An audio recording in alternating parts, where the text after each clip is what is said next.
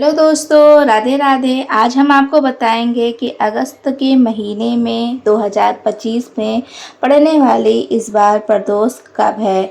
तो आइए जानते हैं। प्रदोष व्रत का दिन भगवान शिव की कृपा पाने के लिए अति उत्तम माना गया है। मान्यता है कि इस व्रत को करने से भगवान शिव की कृपा से मनोकामना पूर्ण होती है और जीवन में खुशहाली आती है।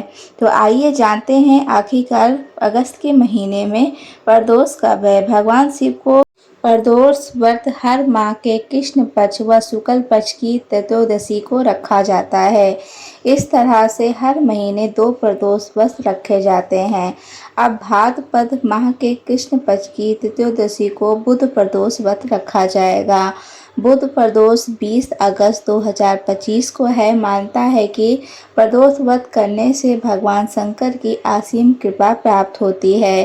प्रदोष व्रत का फल दिन के अनुसार मिलता है। अब हम आपको बुध प्रदोष व्रत के नियम बताएंगे। बुधवार के दिन विष्णु भगवान का पूजन, अग्नि में हवन तथा ब्राह्मणों को भोजन कराना चाहिए। उसके पश्चात स्वयं भी दही से युक्त अन्न का भोजन करें। बुध प्रदोष व्रत करने से शिव जी एवं विष्णु भगवान की कृपा से समस्त सुखों की प्राप्ति होती है। बुध व्रत में निम्नलिखित कथा पढ़ने या सुनने का समस्त पापों का नाश हो जाता है। अब हम सुनाते हैं बुध प्रदोष व्रत की कथा। रामू नाम का एक युवक अपने ससुराल गया और वहां पर कुछ दिन सुखपूर्वक रहा। फिर अपने ससुर से एक दिन उसने कहा कि आज हम अपनी पत्नी के साथ अपने घर जाएंगे, अतः आप विदा करें दें। यह सुनकर उसका ससुर बोला कि आज बुध का दिन है, अतः आज जाना उचित नहीं है, कल चले जाना। किंतु रामू की अपनी बात पर अटल रहा और किसी का कहना ना माना और लाचार होकर उसके ससुर ने अपनी पुत्री सहित उसको विदा कर दिया। किंतु उसे चिंता लगी रही कि कहीं कोई अनिष्ट ना हो जाए। रास्ते में रामू की पत्नी को प्यास लगी, अतः रामू पानी लेने चला गया। जब लौट के आया तो देखा उसके रथ पर एक दूसरा रामू बैठा। रामू ने उससे पूछा कि तुम कौन हो, तो उसने भी पूछा तुम कौन हो।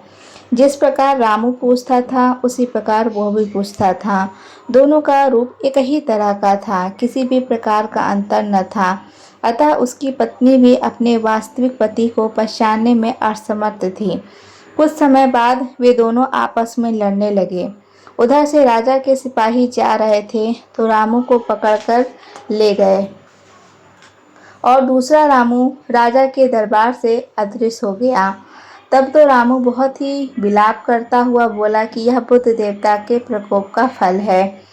थोड़ी ही देर में आकाशवाणी हुई कि रामू ने किसी का कहना न मानकर बुध की यात्रा की, अतः उसे यह दुख प्राप्त हुआ है। यदि यह अपने ससुराल पत्नी सहित लौट जाए और बुध देवता की पूजा करके यात्रा करे तो किसी प्रकार का अनिष्ट न होगा। फिर रामू ने जब आकाशवाणी सुनी तो अपनी पत्नी सहित वापस ससुराल जाकर वहां पर बुध देव की पूजा की और फिर यात्रा की तो सकुशल अपने घर आ गया। रामू और उसकी पत्नी बुध के व्रत को करके इस लोक में अनेक प्रकार के सुखों को भोग कर धन, पुत्र आदि से युक्त हुए। बुध के दिन यात्रा वर्जित है, किंतु बुध देवता की पूजा करने के बाद यात्रा करने में कोई दोष नहीं होता है और ना ही अनिष्ट का भय रहता है। तथा जिस प्रकार रामू ने धन, धान, पुत्री को प्राप्त करके अनेक सुखों को भोगा और अंत में मुक्ति पाई, उसी प्रकार बुध व्रत करने वालों को धन, धान, पुत्र, पौत्र की प्राप्ति होती है और सब कष्ट दूर हो जाते हैं और सबकी मनोकामना पूर्ण होती है। तो ये थी बुधवार की कथा जो हमने आपको सुनाई। अगर आपको हमारी कहानी और कथा पसंद आई होगी तो हमारे चैनल को सब्सक्राइब कर दीजिएगा, वीडियो को लाइक कर दीजिएगा और ज़्यादा से ज़्यादा शेयर करिएगा और कमेंट सेक्शन में हर हर महादेव ज़रूर लिखिएगा।